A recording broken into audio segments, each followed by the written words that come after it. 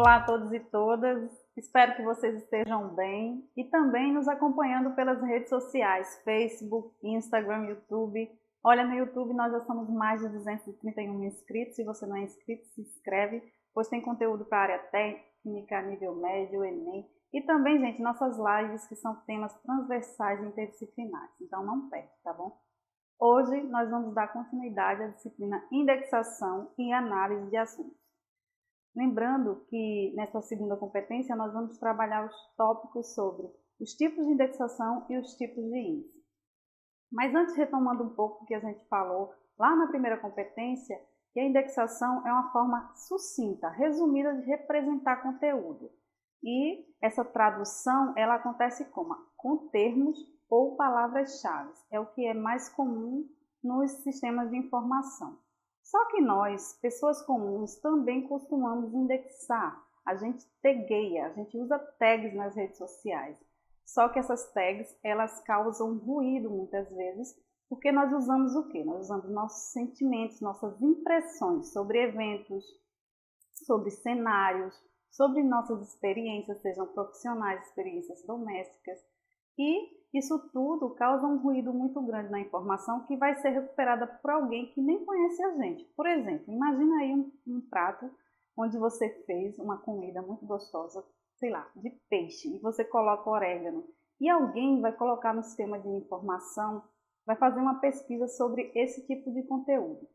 Só que na rede social você colocou o termo ou então você colocou o termo delícia. A pessoa ela vai buscar pela descrição do objeto em si, que seria peixe com orégano e não delícia. Entende a diferença? Então, aí é nossa responsabilidade em uma biblioteca, em um sistema de informação, de pesquisa ou documentação, a gente fazer essa indexação compromissada com o usuário final. Quem é que vai recuperar essa informação? Daí a importância da gente fazer uma política de indexação, escolher termos que sejam específicos, conhecer bem quem é o usuário, quem é a instituição a qual estamos servindo e todo esse contexto que vocês podem aprofundar muito mais no e-book, tá bom? Então vamos lá, gente, conhecer um pouco sobre os tipos de indexação hoje, para a gente ficar mais antenado, mas lembrando, você sempre pode aprofundar esse tipo de conteúdo lá no e-book, tá bom? Então, um dos tipos de indexação comuns para o bibliotecário, em um centro de documentação em uma biblioteca, é a indexação por atribuição. E nesse tipo de indexação, o que a gente faz como bibliotecário dentro de um cenário de biblioteca, né? A gente atribui termos que não necessariamente estão lá no conteúdo. Você lê o texto, você vê que o livro trata de determinado tema, mas digamos que essa palavra não necessariamente está ali diretamente dentro do livro. Por exemplo, digamos que no livro Vidas Secas, Graciliano Ramos não escreveu a palavra retirante, mas a gente sabe que dentro daquele contexto em que ele escreveu o livro, se trata muito dessa coisa do homem que vem para a cidade, do homem do campo que vem para a cidade. Então, retirante seria um termo muito interessante. E aí é só um exemplo. Outro tipo de indexação muito utilizado nas bibliotecas é a chamada derivativa, né? Ou de extração. E aí, nesse caso, sim, você pode escolher termos que estejam lá no livro e que são apropriados, né? Que tem atinência. Lembrando que a gente fala da atinência, da coerência, né? Que tem a ver, né? Que seja um termo que seja mais geral, mas que que contemple todo o conteúdo que está naquele livro, naquele artigo, naquele documento, que pode ser um documentário, um vídeo, um filme, ou qualquer artefato de informação, tá certo?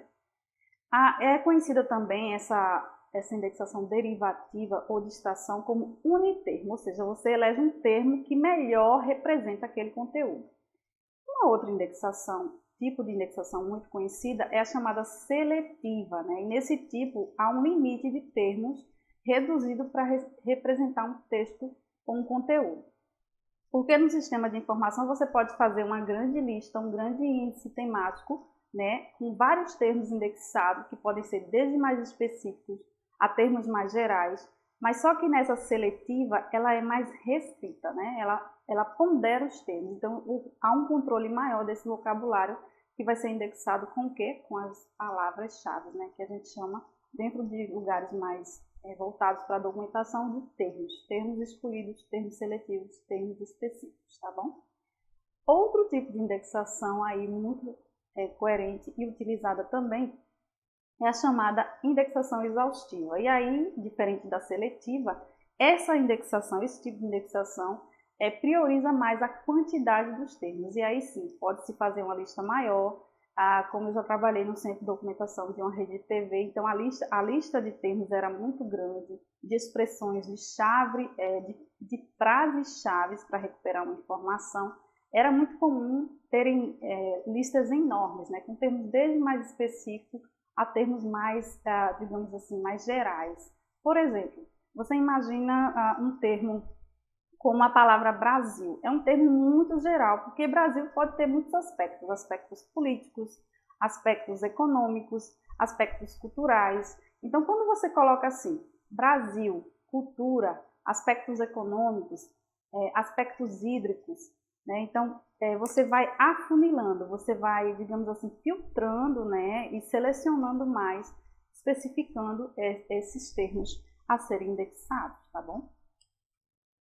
Mas existe também a chamada, a forma como se vai indexar, que antigamente, quando não existiam sistemas de informação, os computadores, era feita de forma manual. Então, o indexador pegava um documento como um livro, lembrando do que eu falo lá no e-book. Quando você pega um livro, você não vai ler todo o livro, isso é inviável e desnecessário, porque demandaria muito tempo. Você vai escolher elementos específicos que estão nesses livros para escolher quais termos que vão representá-lo. Então, onde é que você olha? Você pode olhar o prólogo, a apresentação, se for, né, o sumário também. O próprio título, às vezes, fornece informações interessantes para serem indexadas. Então, você vai fazer se guiando por esse critério. Então, antigamente, quando não havia um sistema de informação, um computador para auxiliar, o bibliotecário fazia listas mesmo de indexação e organizava elas tematicamente. Mas, a partir, né, desse movimento da internet, desse movimento dos sistemas de informação se integrando, interagindo, né, e colaborando com informações, muitas vezes você já tem uma informação indexada em um sistema de informação e você encontra um livro que é similar, chegou um livro na biblioteca que é similar, mudou apenas a edição, né, alguns elementos ali. Então, você pode até aproveitar essa forma de indexar que já existe ali. Isso é economia de tempo, isso reduz, né, e diminui a questão do retrabalho, porque é desnecessário mesmo. Então, existe a indexação manual, a semi-automática, onde você não necessariamente vai, digamos assim, fazer manualmente, tudo manualmente, né, listando ali termos, e existe a indexação totalmente automática. O que é isso? É quando o sistema, digamos assim, que ele é aprendente, ele está dentro de uma lógica de integrar conteúdos que são semelhantes e ali vai trazendo, digamos assim, escolhendo termos, né, de forma automática. Isso é muito mais fácil de acontecer quando o texto já está, né, ou digitalizado, ou o texto é oriundo do meio, digamos assim, virtual mesmo, né? Mas é isso. Então, esses são os tipos de indexação, como eu falei. Outro ponto também para a gente se pensar aqui é que a gente trabalha, quando se fala em indexação, dentro de uma perspectiva simbólica, né? Porque existem também aquelas questões de que os termos eles podem ter muitos significados. E aí, como eu falei, o cuidado de ter um controle de vocabulário, porque você muitas vezes está falando de um termo que contempla várias áreas, como eu já falei na área anterior, planta, manga, cacho, que pode, né, ser delegado a vários tipos de coisas. A planta para arquitetura, para biologia, o cacho para o cabelo, para, né, fruta, cacho de uva, cacho de banana, manga que pode ser a fruta, que pode ser a parte da roupa. E até a própria indexação, que a gente tem indexação na biblioteconomia e indexação na economia, que são conceitos que não dialogam. E os próprios índices também que existem na biblioteconomia e na ciência econômica, tá certo? Então, gente, um ponto interessante para a gente falar em relação à questão dessa indexação é a gente pensar que ela percorre algumas linguagens e ela não prioriza a linguagem natural, porque justamente ela tem essas questões de regionalismo, de sinonímia, e muitas vezes o termo ele pode ficar ambíguo. Daí a importância de você criar também termos específicos, especializados, ou mesmo uma chamada linguagem artificial, que pode ser, como vocês podem ver aí na tela, uma criança utilizando o sistema Braille, né, para leitura. É uma forma de uma linguagem artificial. Por quê? Porque é uma linguagem que foi construída para um público específico para se comunicar. Isso também, gente, é bem comum quando a gente pensa na linguagem de trânsito, né, na linguagem de sinais. Muitas vezes a pessoa ela não sabe ler e escrever, no entanto, ela entende, né, os sinais de trânsito, né, se está vermelho, se está verde. Então, essa sinalização, ela tem essa construção também educativa e dá também segurança, porque uma pessoa que não entende muito bem, né, a questão da leitura, a gente sabe que a gente está numa sociedade que muitas vezes ela é alfabetizada funcionalmente, ela não interpreta, não critica muito a simbologia das palavras. Então, os símbolos em si, as figuras, eles são muito úteis e o trânsito é um exemplo muito forte disso. Assim como o Braille, gente, a gente tem a linguagem de sinais, né, chamada Libras, linguagem brasileira de sinais, mas aí eu vou fazer uma pontuação interessante que eu vi do intérprete de Libras, que é o seguinte: assim como muitas vezes a gente chama de algum idioma de dialeto, não é interessante muitas vezes a gente dizer que a linguagem de sinais é uma linguagem artificial. Então, em alguns textos, a gente encontra uma especificação disso, justificando o quê? Não se considera Libras uma linguagem artificial porque ela não tem um fim comercial. Mas, de toda forma, ela foi feita para um público específico. E aí, nesse sentido, a gente pontua como artificial. Mas aí é bom ficar essa pontuação para vocês refletirem também, tá bom?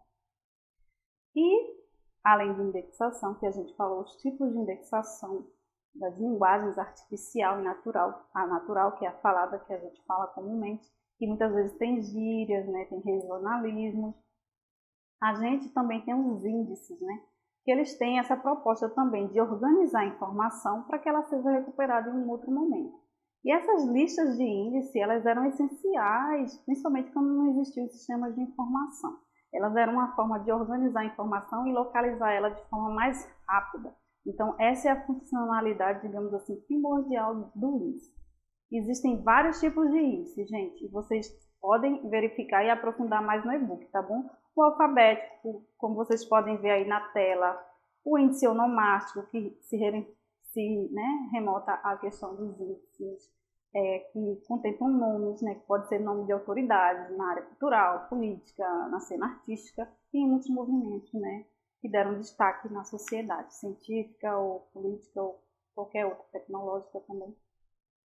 E os índices também, digamos assim, geográficos, né, que vai pontuar a questão cartográfica, da geografia, ciência geográfica como um todo. Então, gente, foi uma aula resumida, mas eu acho que vocês aprofundando no e-book, fazendo as atividades, interagindo com a gente, vocês vão conseguir condensar esse conteúdo e sempre lembrando, a indexação ela tem esse papel dentro da biblioteca de pensar no usuário final, daí a importância de se construir políticas, de se definir quem é o usuário, qual é o conteúdo que se vai indexar, quem é a instituição a qual estamos servindo e lembrar que lá a gente não pode ter guiado do jeito que a gente quer, a gente não pode usar nossos sentimentos, nossas impressões, mas pensar no cenário, o que é que eu estou realmente indexando, para quem é que eu estou indexando, o que é que eu estou fazendo enquanto profissional, tá bom? Eu espero que tudo isso tenha feito sentido para você e se cuidem, fiquem bem, nos vemos em breve na próxima aula, tá bom? Até breve!